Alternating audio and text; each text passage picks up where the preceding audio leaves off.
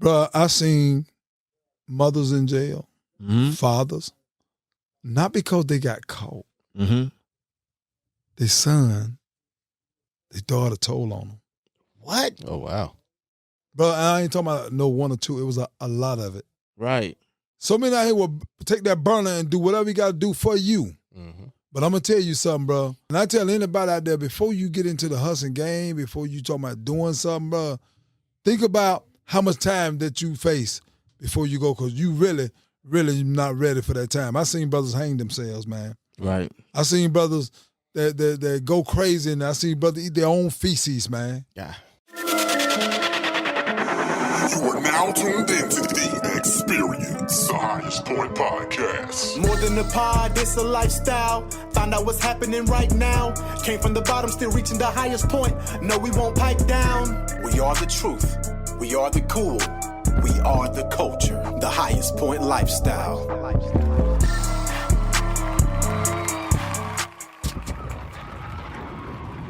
Yo, welcome to the Highest Point Podcast. This is a podcast for everyone, no matter where you're from, no matter what you've been through. You know you deserve the best and willing to put in the work for progress to reach the highest point.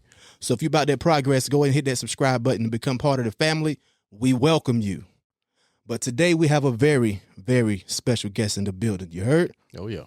You know what I'm saying? Like, from many ups and downs in this journey of life, you know what I'm saying? All the downs that he's seen, he used those to fuel his triumph. Spent almost 2 decades behind the prison walls, came out, became a motivational speaker to help motivate and inspire others, to help them get reacclimated to the life outside the walls, to help them find jobs, to many other things. We have Mr. Greg Commander in the building, people. What's happening, Commander? How you feeling today, man? Yo, bro, I'm at peace right now, man. I like that introduction, man. Yes, sir. You know what I'm saying? Oh, yeah, we're going to bring you in right, man. Yes, sir. You know what I'm saying? Highlight all the great things you got going on. And we think it's very important for the audience to get to know the guests, because we all know you got a real story. You've been through real things. And we like to start from the beginning. So if you don't mind, just introducing yourself and give us a little bit about your journey. A little background. Oh, a little background. All right, I'm Mr. Commander. I'm from High Point, North Carolina, a little small city in North Carolina. I came up with a mother and a father. My father was existing. When I lost my mother, my father left home. I ended up in the streets. I dropped out of school. Proud of that. I dropped out of school. It was one of the biggest mistakes I made in my life. But I dropped out of school after proud of fell in the 7th grade. And from there, I ended up in the streets, and I was out there breaking, entering, stealing, robbing, doing anything I can do, drinking, smoking, partying at a very young age. When you drop out of school, that's all left to do. I had to find a way to try to survive out there, and I just got in with the old heads, and I started shucking and jiving and moving and grooving, all that old good stuff. Right. And from that, I ended up with a baby at a very young age, 17. And I dropped out of school and put the baby in my mother's lap and told my mother I'm going to find a job, which I never found a job. I ended up finding the streets. My mom passed away, so no longer can she hold the baby. So now I got to find a way to survive out here in the streets. So I went out there and I started picking up that package, man, and ended up selling drugs, man. And I didn't get that long run like most people get, Got a very short run, man. Ended up in the penitentiary, man, with 18 years of my life away from the streets, away from my kids. And in prison is where I found me. Right. It was hard, and it's kind of sad. I know a lot of people don't understand it, but prison wasn't my best teacher. I was just a good student of the prison system. And that's different, and I'm saying. Now, what's a student of the prison system? What you mean by that? The student of a prison system is that you don't become institutionalized into what prison is and get bitter and start scheming and coming up with scams, how to come back out here and be a more slicker criminal. Right. What you do, you start to start the program. It's the word programming, where you start to mix and fix yourself up and start doing things that you wouldn't normally do. You know, go to school, get an education, get in programs and be acclimated and be a voice in the program, not just in there just to get out of prison. Right. Gotcha. What made you what you think helped you become a student of the prison system and not get caught up in those schemes like many others do? Mm-hmm. Well, that's a good question, because everybody want to know that question. What? So pretty much you asked me what changed me to make me a student of the system. The student of the system, I started studying the system for what it was, and not just say I'm in prison, I'm locked up. The white man locked me up, or I'm done for because they gave me 24 and a half years. Right. So, and I could have looked at it from the prison perspective. I could have looked at it from the prison perspective and probably came out here being so institutionalized, we won't even be having this interview right now, you know? Right. I'd probably be out there selling dope, cars, hoes, piccolos, stoves, refrigerator, anything I can get my hand on, still into the same old thing I was before I even went to prison. Right. Like you see a lot of guys that go to prison and come back out, that means they never became a student of the system. So you basically accepted accountability for what you did and moved from there. Yeah, well, it was a little of that. I took responsibility. Yeah. I did take responsibility that my mom said, you make your bed hard, you gotta lay hard. You know, and she and everything that my mom, she said, that's the way it was gonna be. And I started, it started to come to light when I was looking at it from what my mother was saying. Now I'm actually living it. I'm laying on that hard bed. She said, you make your bed hard, you gotta lay. And I'm like, man, this bed is really, really hard, you know? So I'm actually starting to, realize now I got to go back and get the teachings of mama. Mama, you was right, mama. You was right. Even though my mother had passed away before I got incarcerated, I still was giving praise and thanks to my mom for everything that she was teaching. I go back and adopt everything that my mother was saying. Right. So then at that point right there, I became a student of the system, because the system never changed. I would never get a system credit. Right. I can't get a system that credit. Right. Because the system was designed to destroy me, to take me away from my family, take me away from my people, Right. take me from my dialect, take me from my culture. Absolutely. And I refused to do that. So I became a student of the system, not the student of the prison. Right. So your mom, God rest her soul, she passed away when you was about 17?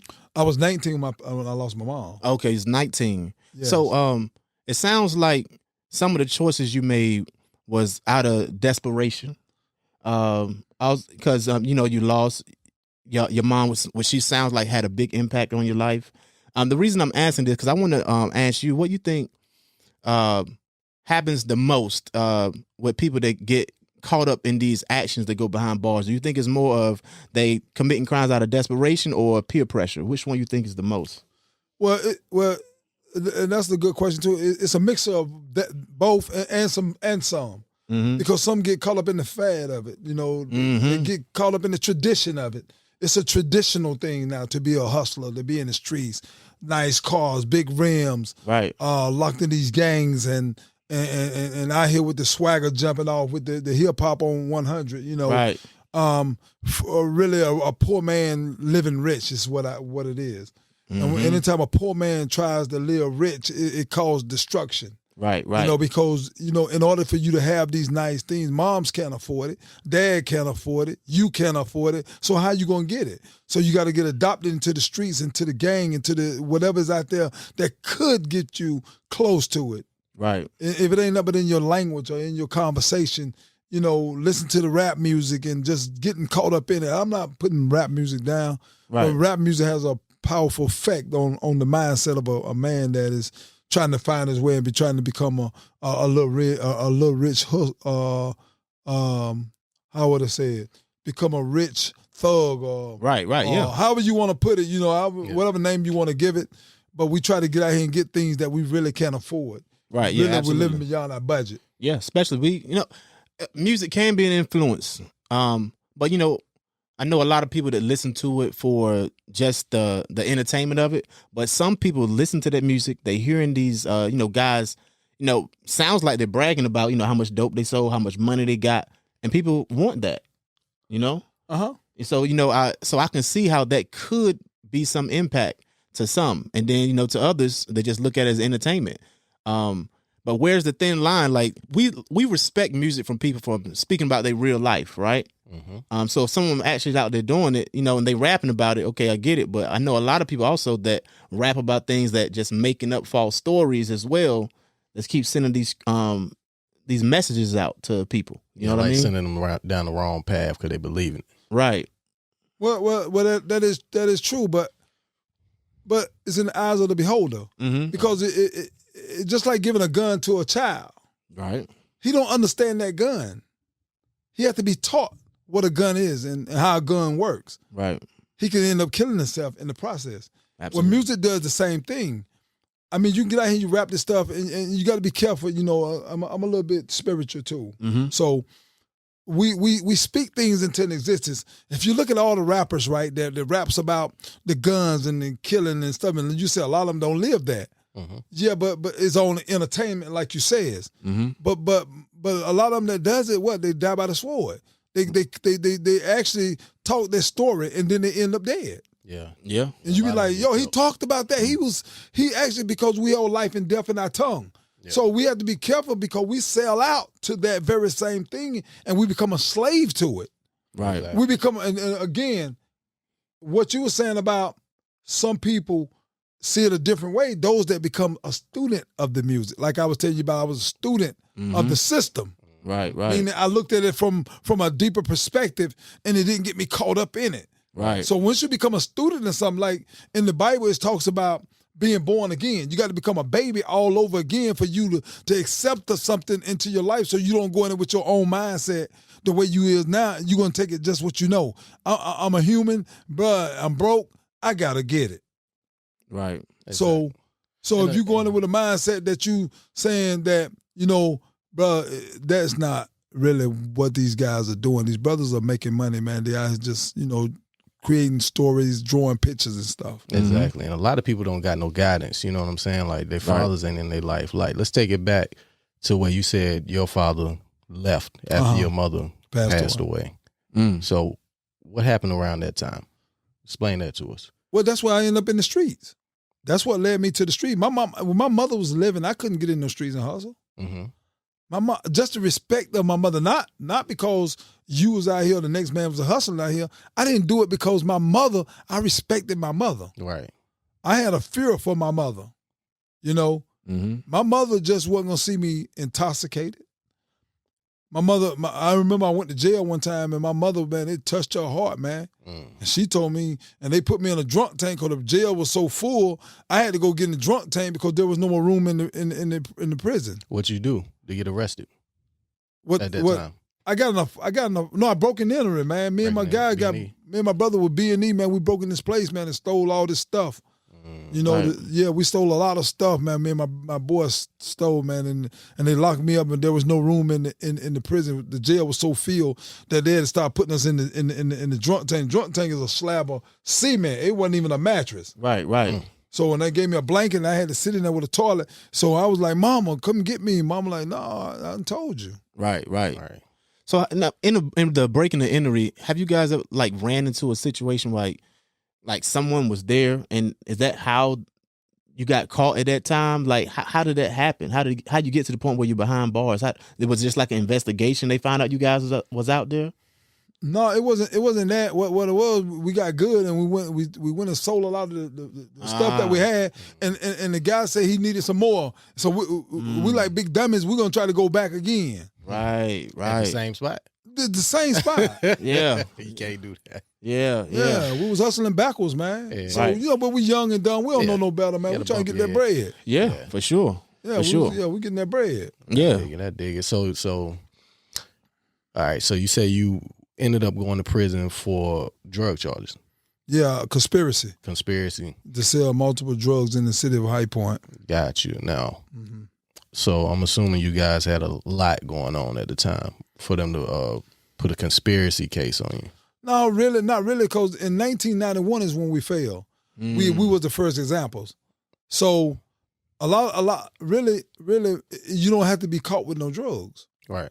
They call it ghost dope. And conspiracy is a serious felony. You can't get away is what they keep telling me. And they was for real. So conspiracy is where two or more people gather to reach a goal. Mm-hmm. Rather you was out here watching the corner, Mac was over here, taking the door. Or even if you just talk about it. Or just talking about it, or introduce somebody. He's in the conspiracy. Mm-hmm. So you don't even have to sell the dope, but you can get charged for talking about, like, making a plan to start selling dope. That's what you're telling me? Yep. Yes. That's crazy. That's something that a lot of us don't know. A lot of us don't know. Hell no, I didn't know that part. Yeah, introduction. They got me and my brother for introduction. We introduced this guy from Greensboro to one of my guys who could sell drugs, which was my kinfolks. Yeah. And that was in my conspiracy. That's where they locked me into the conspiracy at. And conspiracy carry 10 to life. So if you don't get no other charge than the drug charge, you got conspiracy. And that's 10 to life. They give you 10 off top. That's crazy. How the hell they know you introduced? Like, what the? That's crazy. That's crazy. Yeah, but the introduction come in, the people when they offer this man right here, telling him he's facing 20 years, he gonna like, yo, man, Commander introduced me to whoop, and boom, and there it is. What? And And that's the same thing that people need to understand when they dibble and dabble in these streets. Like, everyone say ain't no snitching, ain't no this and ain't no that. But when you get behind them walls, they put that light on you and start answering you questions, put some time in front of your face. Many of them's telling everything. Yeah, they get to talking now. Bro, let me tell y'all something, bro. And I'm be 100, man. Yeah. As a matter of fact, I'm being 110. Mm-hmm. Bro, I seen mothers in jail, Mm-hmm. fathers, not because they got caught. Mm-hmm. Their son, their daughter told on them. What? Oh, wow. Bro, I ain't talking about no one or two. It was a lot of it. Right. A lot of parents in jail because the son couldn't do the time. There's so many brothers that you sit out here hustling. So many out here will take that burner and do whatever you got to do for you. Mm-hmm. But I'm going to tell you something, bro. Time is the best teacher. Right. Time is the best teacher. Yeah. Yeah. And boy, when you get that time, when you be faced with that time, brother, and I tell anybody out there, before you get into the hustling game, before you talking about doing something, bro, think about how much time that you face before you go, because you really not ready for that time. I seen brothers hang themselves, man. Right. I seen brothers that go crazy, and I seen brothers eat their own feces, man. Yeah. You know, these was hardcore thug guerrilla guys, man. Right. That time got to him.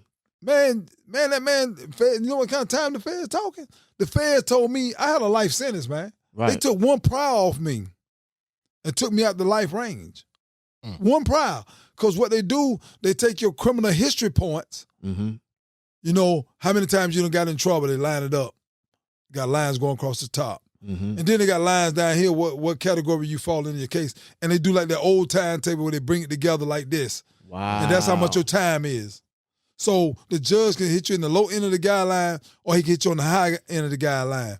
Or he could drop one of your prior conviction for stealing a bicycle that put you in that range. Oh. One bicycle charge could have put you back into the life sentence, but he say, I'm gonna drop this charge on Mr. Commander, and it dropped me back down to 20 to life. He gave me the low end, gave me 24.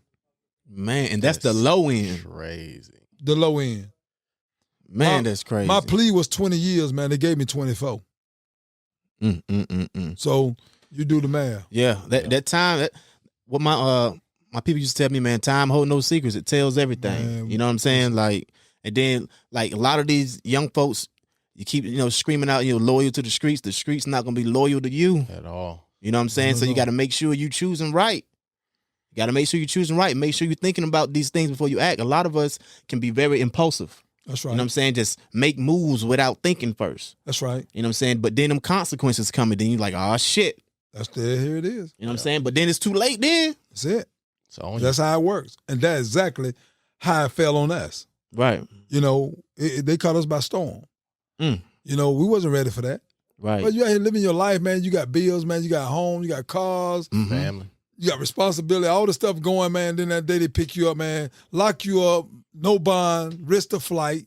And, brother, you don't see the streets again for another 20 years, man. Really? Right. Yeah, and they call these prisons correctional facilities. What are they correcting? They ain't correcting nothing. No, you got to correct yourself.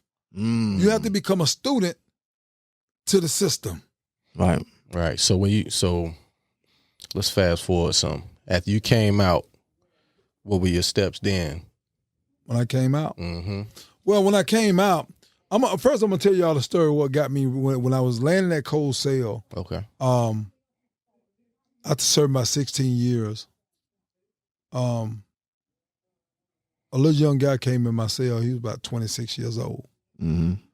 And I told him, the up top bunk. He had his bedroll with his blanket, his toiletries, and the things that they give you when you come in, man, a couple pair of boxers and toothpaste and all that other good stuff. And he threw a bedroll up on the top bunk and sat on the table, a metal table with the little metal seat that twists out. He sat up there and I was laying across the bed reading. He sat right there and we started talking. Come to talk to this young brother, and he couldn't find out he was from Winston-Salem. So in prison, when you got somebody from High Point, like where were you from? Like I'm from High Point. People from like Winston-Salem, Greensboro, High Point, those are my homeboys. We call them homeboys. So you want to know what's going on in the street, especially when you get somebody from that area, because you've been locked up. I've been gone 16 years. Yeah. So this young brother's sitting on the table. He's from Winston, so I'm ready to hear some some street talk. What's going on out there. That's how you wonder how people from prison learn and know so much. They get it from brothers because everybody's always coming in. Right. And they're giving you the news all the time. So this brother sat down and went to talking, and I listened to him for a little while, and I said, I used to get my dope from Winston-Salem, bro, off 16th Street. He said, that's why I hustled at. I said, yeah. I said, well, it's been 16 years now since I've been over there. He said, well, I was over there 16 years ago on 16th Street. I said, yeah. I said, well, this guy was only 10 years old. He said, that was me. For the Miami guys. He said, yeah, I was selling dope for the Miami guys. I said, dang, that's crazy. I said, yeah. And we went to talking, and then come to find out, this is the same little kid I got my dope from. He was 10 years old when I first got my first package from this kid, man. Come on now. He was 16.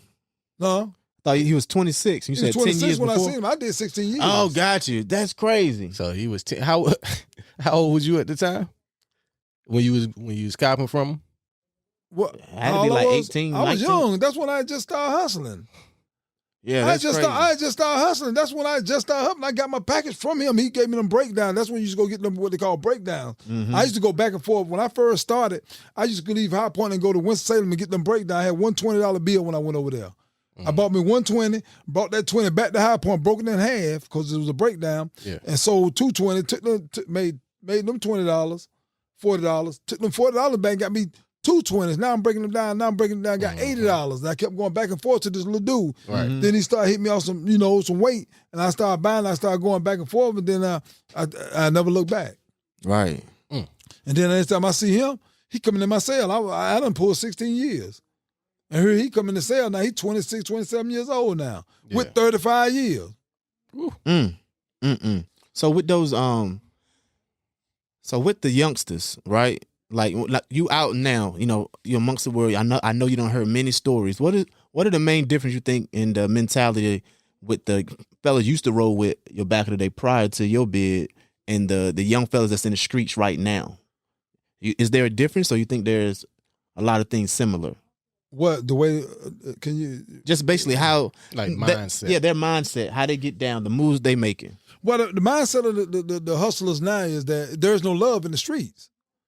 Love is loyalty, observation, virtue, and energy. Or love is loyalty, observation, virtue, and education.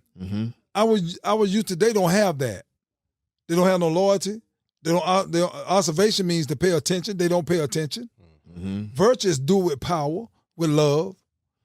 E is energy. Do it with energy. Do that thing with heart. Don't just be out here just doing it. Right. Back in the day, we did it to survive, not just to survive, but we did it to help other people. I wanted to see other people happy back then. I wanted to go feed. I go in the stores and buy groceries for people. Put people in cars and houses and stuff, and pay rent and all that stuff. Right. Just the pleasure of knowing that I'm able to do this for somebody, and I'm a little poor little young dude out the street. Right. They don't do it right now. They do it to live, man. They do it to And they think it's more selfish to be means bigger and greater. Yes, for themselves. It's more selfish now. Yeah. It's like if they see you hustling and getting bread, they want to take your money, man. You know what I'm saying? They want your bread. Back then we didn't do that. You know, I'm trying to get with you, bro, and trying to eat with you. Right. See, they don't do that now. They want to rob and steal and take and kill for it. That's something that we definitely didn't do. kill for it. Most definitely they anybody get killed these days. Yeah. I feel like it was more respect for like OGs back in the day, but right now it seems like anybody can get it. I know at any time, like everyone, well not everyone, but somebody used to always try to come to the top guy. So always try to take that top guy spot, even back in the day. But now it's like more. You know what I'm saying? It seems like more people's after it. It's like a revolving. It's more cutthroat. Yeah. It's like I said, it's more selfish now. Yeah. It's no together, and it really brought so much division between us as a people. Yeah. Yeah. And it really, that dope game is what's destroying our culture. The dope game and the money out here now has changed our whole culture. Because now I can't love you like I want to because I'm thinking about getting you, bro. Right. So I'm really trying to get that close to you. Right. You trying to get close to me and you somebody cool I can hang with, but I'm really, really trying to keep you at bay because I know I'm gonna get you. Yeah. Right. You see? So if not, just think of everybody walking around with that same attitude. And I'm thinking about getting you, and then Mac thinking about getting me. And then somebody looking at Mac thinking about getting Mac. Yeah. So that's why you see it's so much going on because that's what's happening. Right. So we were back in the day, we was talking about, you know, how can I get with bro? Bro, like, yo, I got to get with Commander because he with, bro, you know, so that's a difference. Yeah. Everybody can eat. Everybody can eat. Together. And that's what we was doing back then where everybody was eating. Right. I dig it. So even though they're getting it now, they still starving. Right. Because life give to the giver and take from the taker. Right. So what is your main message when you talk to youngsters these days? What's your main message you try to get across to them? Well, I try to keep it 100 with them because I feel like nobody really being 100 with the youth because they don't even recognize the pandemic of the young youth today. They don't understand the youth. I understand them a lot more than the average person because I have to be that youth for me to understand them. You know, Jesus said that he had to become one of us that we may gain one of. Jesus said he had to come down to earth and dwell amongst the people. For him to actually gain one, for him to be an example of that change, and I had to be the example of the change. Right, it's tough sometimes. You know, I come out here, bro. I give it 100. I give it my heart, man, because I don't want to see the next 10-year-old kid be up there on that top bunk. Because I remember that day. That's what keep coming to my mind. Bro, he was only 10 years old. Yeah, and he's on that top bunk with 35 years, and that young man is still in prison right now. Right. You know, and he won't be out. He was 26 years old by when I seen him. Now he won't be out till he about close to 60 years old. Right. Because on 35 years, you got to pull at least 32 or 31 years of that. Right. 34, 32 years of that. So he's still in there today. So when someone pull a bid like 5, 10 years, 18, what's the most difficult thing to get reacclimated outside of the walls? Oh man. First of all, man, you know, me, I was so educated now because I was self-taught. Like I said, I was a student of the system. That means I was always reading. My friends wasn't individuals. My friends, they was individuals, but I was ordering books. And these books, these authors became my friends. And these friends was people that taught me and told me things and showed me things. And I was reading this stuff, and my books would tell me stuff, and I had got selfish with my friends. I mean, you want to borrow my book, and I tell you, bro, I give you the ISBN number, man, but I can't give my friend away, bro. You got to go find it for yourself. You know, and to this day, those books are my friends. Those authors of those books are my friends, and I don't just give my friends away. Right. And one thing about my friends, they always teach me right. Right. And I go back for reference, and they're always there with the truth. Right. So, you know, with those books, with those friends, what's a book you think you would refer to someone that's maybe behind the walls right now and run across this video? One of them, man, was The Scratch Line. The Scratch Line is a very good book, but you have to get something to keep you balanced. Right. For one, first of all, you gotta get something that keeps you balanced. You don't want to get something that's too over your head. You don't want to get too much in depth in knowledge, and you're really not equipped for it. You know, you're a babe right now. You know, you don't want to go in there trying to get all this meat, man, and read these behold the pale horse and stuff like that, man. That stuff is toxic to you because you're not fixed for it. And also you want to read to the point where you learn it on the surface. A lot of books that I read, man, was like nonfictions. I read a lot of nonfiction, but I didn't read a lot of fiction books. I didn't read no Donna Goins and all that stuff like that. Right. You know, and I don't throw books out there pretty much for people because a lot of people like, you know, my transition, and they like the way I talk, and they like the, you know, the things that I'm doing, and they try to go and read those same books, and it could be detrimental to them because they feel like, you know, how did he do it? I'm going to get it the way he got it, and then they start reading this stuff, and this stuff is like too much for him, you know. Yeah. And then it's like giving a kid a gun, and he go out here and But what I will tell the youth was keep his ear to the streets when he's in prison. Keep his ear to the streets inside of prison.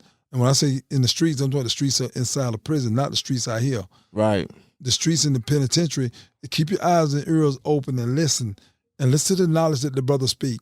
And then you inquire the book that he's reading. Right. Because it may be something that you can handle. Right. I get it. So tell us about some of the things you have going on right now. Well, I have an organization that is called Commander Peace Academy. And the acronym for the word peace is proper education always corrects error. And what I try to do is give that proper education. I'm not trying to educate you on math, English, social studies, all that stuff there. But I try to give you that real knowledge on the mindset of my people. Like you guys can come at me and hear from a real resource of the mindset of a criminal, the mindset of a thief, the mindset of a hustler, the mindset of a brother that's out here in the streets right now. I look at it and I speak from that place.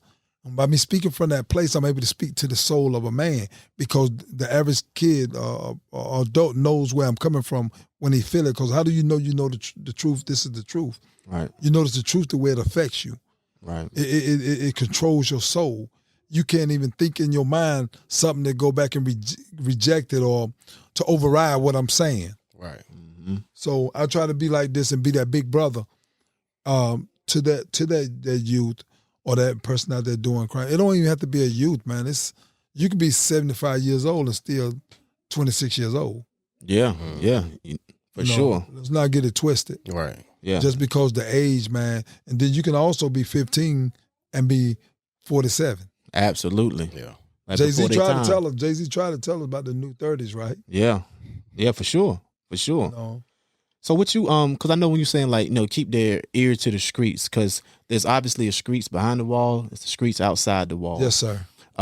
Now also like, because it sounded like you was, I know you was running the street, you was did some B&E, sold dope. Now, were you ever like part of like the gang culture? And if you were, or if you weren't, how did you avoid having to become part of a gang while you were in prison?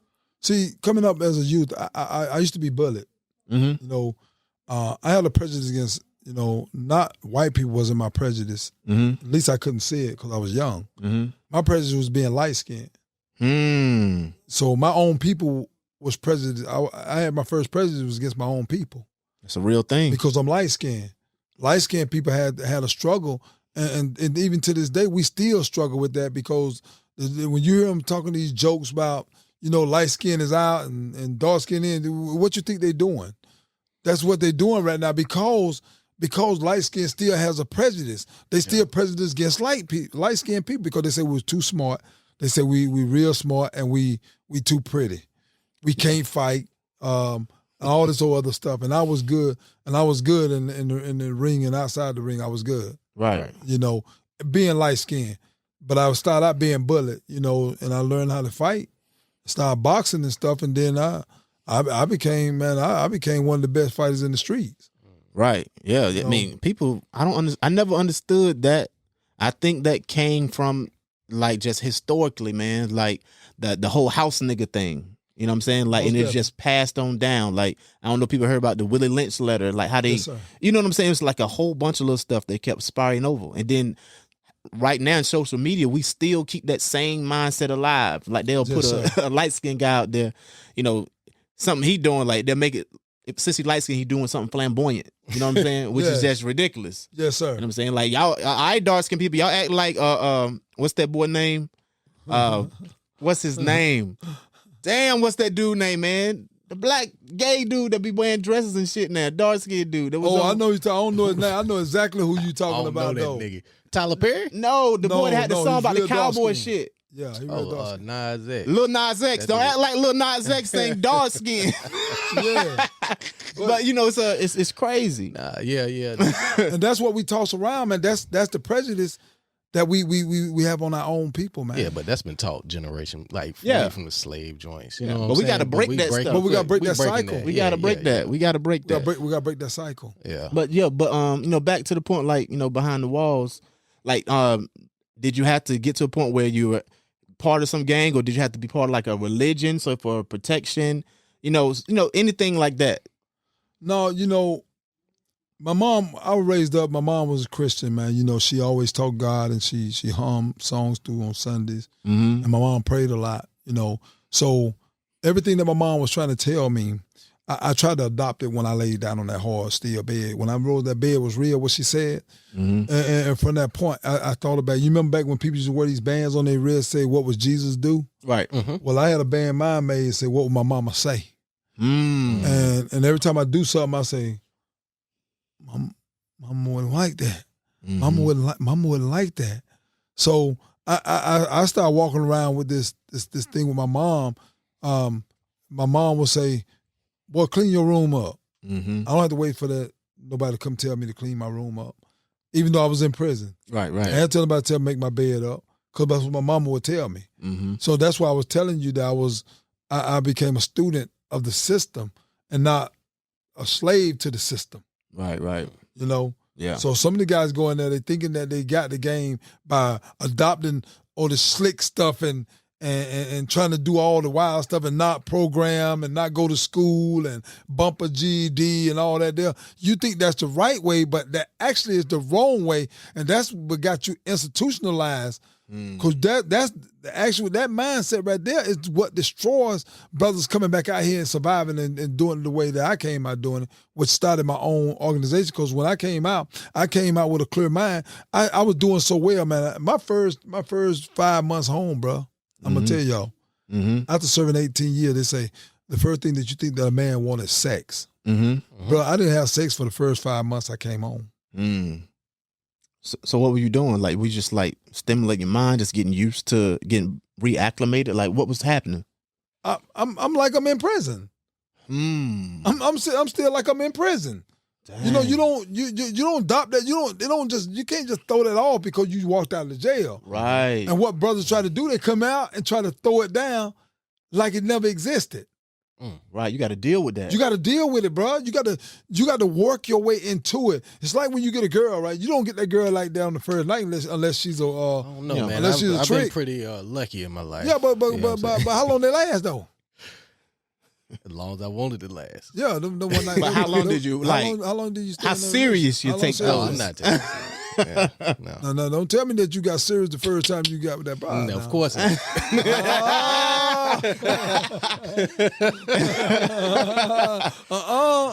Yeah.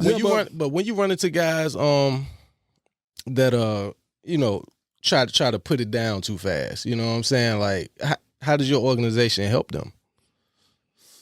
The way my organization is, man. First of all, we have to be an example of that truth. Yeah. You know, you can't say, "Oh man, you're a convicted felon, man. Convicted felons can't do this and can't do that." I tried to clear that myth. First of all, I knew all the odds against me, and I've been in prison fighting so much, man. You know, away from my family, away from sex, women. Right. So that's not my complication right now. Mm-hmm. I'm ready to fight the world because I'm not trying to catch up. I'm trying to catch on. That's one right there. That's one right there. Guys come out here trying to appear to you. Right. That I ain't lost a beat. Right. Mm-hmm. You know, they locked me down, but bro, I'm still that guy. Still that guy. Yeah. And that's the worst thing that you could do, coming back out here being the guy after you done served that time in prison. Right. So now, when you was out here taking care of all these baby mamas and sisters and brothers and everybody you was taking care of, they looking for you to be that same person now because you're doing the same thing. Right. Now they think you slick because you ain't trying to get nobody nothing now. Now you got some more attitude. Now they don't want to mess with you now. And we the one was taking care of you while you was locked up. And you ain't got nothing but some re-up money. Right. So, yep. Because I seen it myself, man, even with some of my family members, man. Like, they've been in prison, you know, the ones like, you know, you sending things to them for them to help them on their books or do this or whatever. But soon as they get out, they forget the ones that was taking care of while they was in prison. They run straight to the streets. Bingo. Straight to the streets. And those folks in the streets ain't sent a dime to them. That's right. I never understood that. But something that you said clicked to me, like when you said institutionalized are the ones, because first of all, it's a street behind the walls, a street outside the walls. That's right. So the ones that try to stay in the streets behind the walls also. Bingo. You know what I'm saying? Bingo. You just got out of the streets outside the walls. Now you're trying to stay in the streets inside the walls. There you go. And that's the institutionalized mindset. That's right. You know what I'm saying? And all the way down, even they talk about heaven, right? Right. They say the streets are what? Gold. So there gotta be a street wherever we go to keep you like foundated that there's a street, there's a place after this place with mansion with golden streets. So is the streets out here, streets in the penitentiary. You could be in the streets in the penitentiary the same way. Right. So I didn't run the streets in the penitentiary. Mm-hmm. I didn't run the streets. Right. I did what my mama would have wanted me to do: stay in the house, study, read. My mom had the way. Yeah, stay out the way. My mom had a 5th grade education. Mm-hmm. My dad had a 7th grade education. So education wasn't prevalent in my home. Mm-hmm. So I had to go back and think like, yo, this is something that my mother didn't give me. So I'm gonna go back and get it. Right. And I just read. And I just read. And then this stuff started sticking to me and I started changing my mindset. I didn't no longer want to do things the way I wanted to do it. I want to do it different now because I'm reading. My friends are telling me right ways to do it, which is the authors of these books. My friend teaching me all this great stuff. I'm like, wow, man, if I go back out in the street, man, I can be a king. I might not be successful, but I'll be great because I'll be selling something. I'll be giving the street something that they don't have. And that's wisdom, knowledge, and understanding. See, God had to give you all this stuff about so much, but then he had to give you wisdom, knowledge, and understanding was solely separate. And he said, above all that, get understanding. So I had to get understanding of the situation that I was in. I had to get understanding of my condition. I had to get understanding of my condition my people's in. I had to get understanding what put me in the predicament that I was in. Absolutely. Yeah. Okay. Hey, I understand, man. I'm with you. Yeah, folks, let's go ahead and play. There's a segment in this show called Love, Loyalty, or Respect. Okay. And I want to get your insight on these scenarios. So you get to choose love, loyalty, or respect. Which one is most important in a particular scenario? Okay. You know what I'm saying? So I'm going to ask you, what's most important, love, loyalty, or respect with your old lady? Love, loyalty, or respect? I think it's more love. Why is that? Because I find it difficult to respect her. You saying you respect her? No, or her respect you? No, I'm having difficult to respect her on the level that she need to be respected. Got you. You see what I'm saying? Right. I find it because I'm so in love with myself now. And it says it's hard to love too. You saying something now? Yeah, it's hard to love too because when you get to know yourself and start studying yourself, like I came from the bottom to the top. Right. You know, and the thing that with a 7th grade education to now with a bachelor's degree, you know, I'm falling in love with this dude, man. Right. As you should, really, man, this dude was despised and rejected, man. Not only do I love him, other people starting to love him and like him. Mm-hmm. So that made me want to hold him a little bit tighter. Right. But my woman, she will feel that this man, he'll love himself more than he loved me. And it's not true. Mm-hmm. I just try to share love. I just try to share it for what I have to give. Right. Because in order for you to love anybody or to do anything, you got to first love yourself. Absolutely. And I was so far from myself.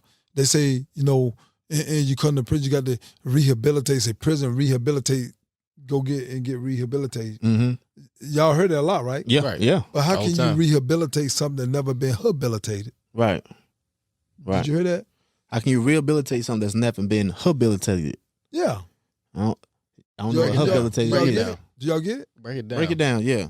Okay, rehabilitate mean what the abbreviation of the word is to do over. Do over, absolutely. If I've never been doing it from the beginning, right? How can I Right. be rehabilitated when I have never been habilitated? Right. Like they're telling you to fix something that started off broke. Yeah. Like It was broke from the beginning. it was broke from the beginning. Go Go ahead. fix it back the way go it was, refix it. and it was never It fixed. started off broke.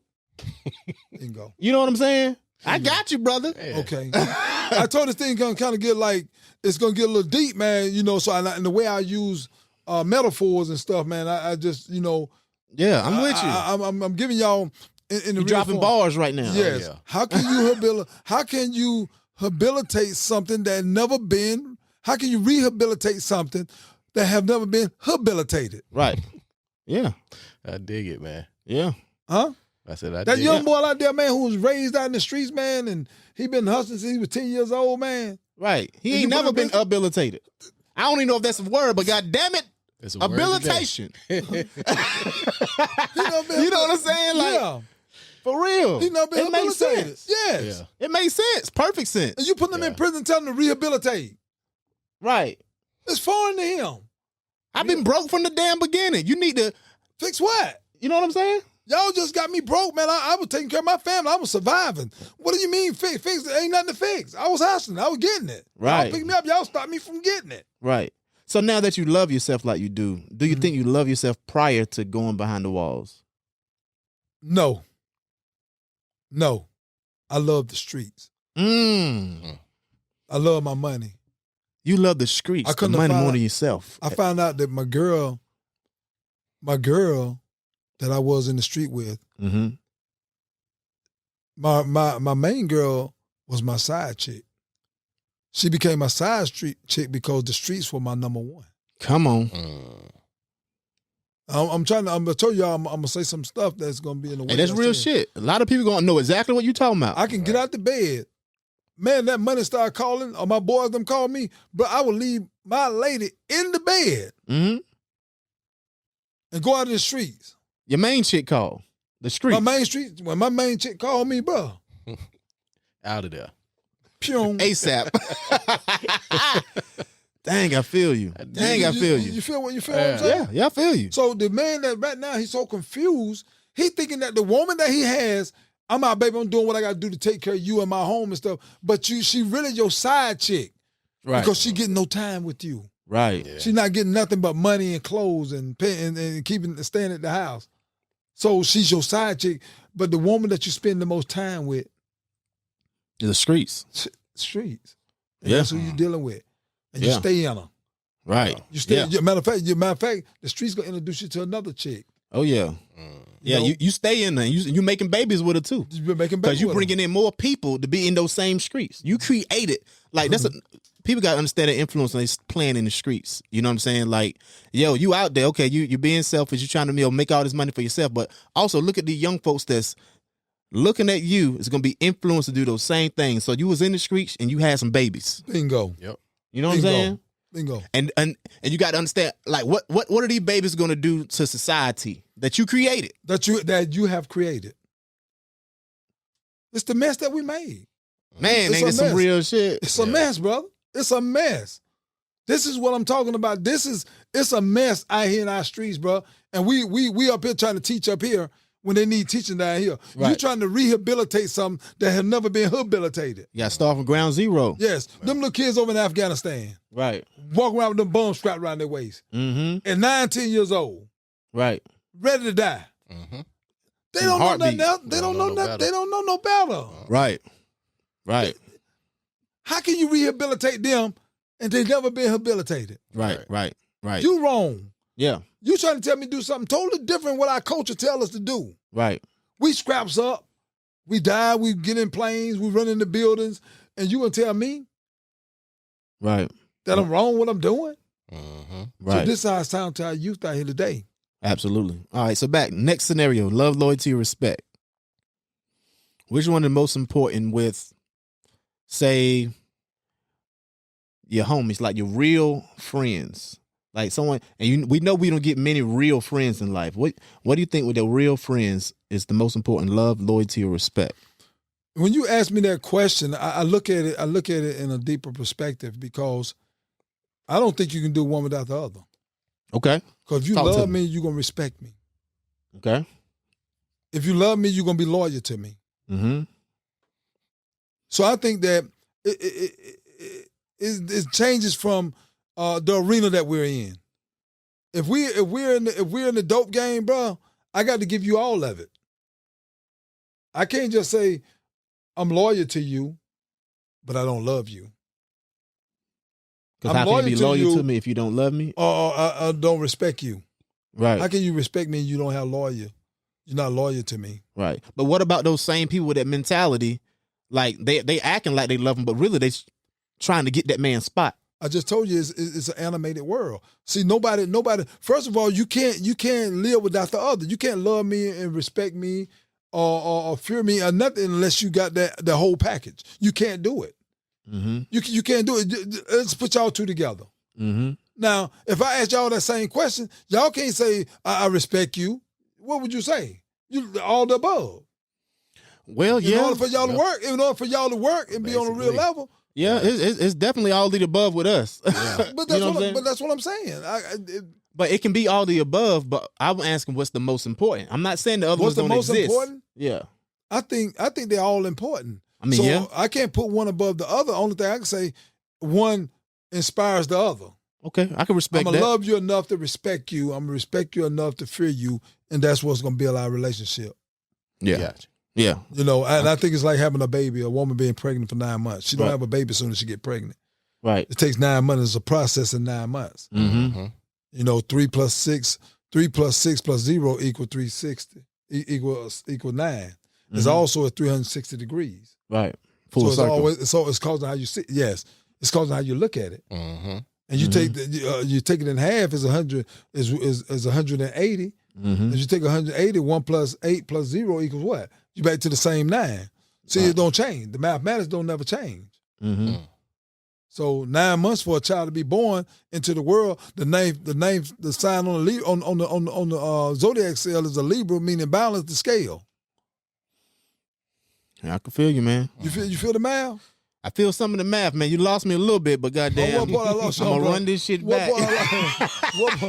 I told you, man, because it's kind of heavy though. Yeah, for sure. It's kind of heavy because you gotta look at it from a deeper perspective. Yeah. Because if they say you do the same thing, get the same result, it's called insanity. Yeah. Now that's a fact. Yeah. So if you're doing the same way and getting the same results, then it got to be insanity. Right. So you got to look at it from a deeper perspective. Right. Yeah. And you know. And let me ask you a question. I know a lot of people that's looking at this show right now is thinking the same thing. They may think that whatever happened to your eye happened to was it something in prison or something before? Like, what's the reason of the patch? Well, I wear the patch. Because, see, when I was in the streets, right, mm-hmm. like I told y'all, I was one of the most dominant fighters in the streets. Mm-hmm. And I used to be an ultimate fighter. Brothers used to bring people from everywhere. We used to, they used to pay money for who can fight and who can beat the next person. Right. A word. And okay. I used to travel around High Point, Greensboro, Winston, all over the city, you know, and I was good. So they had this guy come down from New York, and he's supposed to be a fighter. So he came down and checked my track record out, and then he didn't want to fight. So he caught me coming out the game room and hit me with a baseball bat. What? Coming out the door. So he caught me blindsided coming out the door. Me and him never fought. And he run and he went back to New York. You know, he tucked his tail and went to New York. Because I was going to get well at the hospital. I was still going to come back and get him. For sure. Yeah, you know, I still was going to come and get him, you know. And man, the craziest thing that happened too, man, he asked me after I'd been out, man, that he was in New York. He wanted to come back to High Point, man. He pretty much tried to ask permission, man, me, was it all right? So you come back. I say, bro, I forgive you, bro. I done learned to live with, my condition. Yeah. But and the matter of fact, the girls done started telling me I'm cute with the patch on anyway. So and I done learned to live with it. So but I think it's best that you stay where you at, bro. That won't be a good idea, man. For me to just see you. Right. It might bring you back. You gonna bring me back, man, and knowing that what you did to me, bro, and you didn't have to do it that way, bro. You could have just took a L. Yeah. Or just don't fight. Yeah, or don't. No, but he had to fight though because it was supposed to be some money tied up in it. Right. Matter of fact, I was looking for him to fight. I was gonna knock him out. Oh yeah, for sure. Definitely. He was gonna fall. If he had to go get it back, he knew what was gonna come to him. Yeah, bro, the bro waiting on me outside the door, man. Yeah. My pops got blindsided on some shit like that before. So like it fucked his whole shit up. But he bounced back from it, thankfully. Yeah. It's all part of me now, and it just really gave me a different direction in life, man. The way I see things now, and the way I carry myself, and now it became part of me, and now I teach from this platform and being who I am with this patch, and this patch it became it became part of me now. Yeah. So now I'm just like kids come up and they see, you a pirate? Mm-hmm. I say, yeah, I'm a pirate.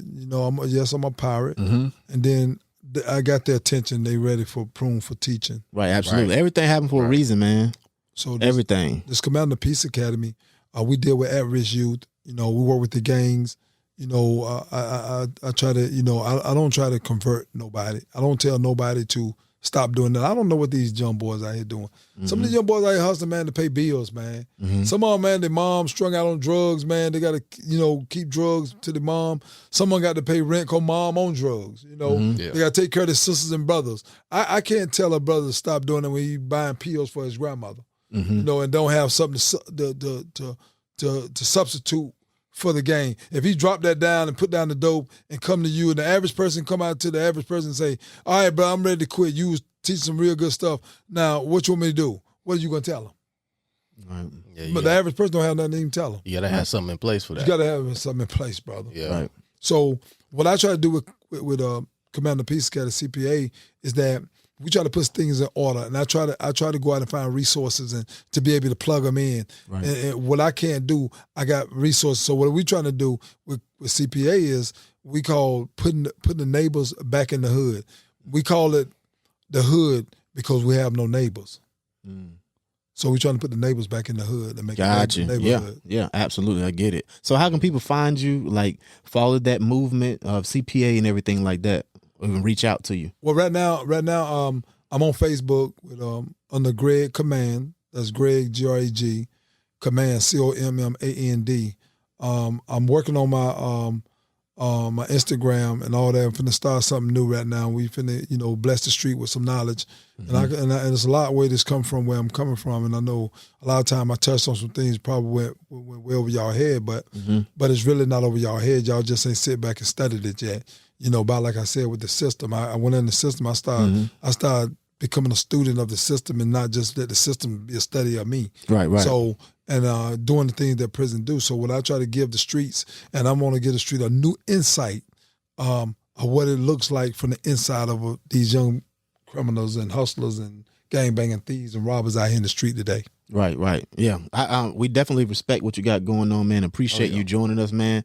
And everything he got going on, he is helping habilitate people, the people that have not, been fixed. They started off broke. That's right. You know what I'm saying? Like a lot of time, because these correctional facilities, they're using all the wrong terminology because they just don't know better. They ain't been in they haven't been in your shoes. They haven't been in these people's shoes that's watching. You know what I'm saying? That's right. So a lot of us need to be habilitated in the first place. That's right. We got to be habilitated. Yeah. We have to, before we do it over, brother. That's what means, to do it over. Right. For sure. Before you be able to do it over, you got to first know how to do it. Right. So let's start teaching from that platform, and that's what CPA do.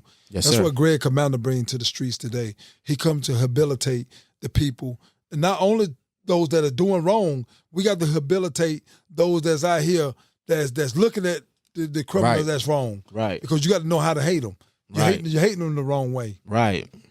Yeah, you're absolutely right, man. We definitely appreciate you joining us, like we said, man. Everybody definitely tune into his movement. He got a great movement going on. We've been inspired by, what he's been doing just from the outside looking in. So we had to have him on the show. Mm-hmm. So, until next time, you guys hold it down. Don't let it hold you.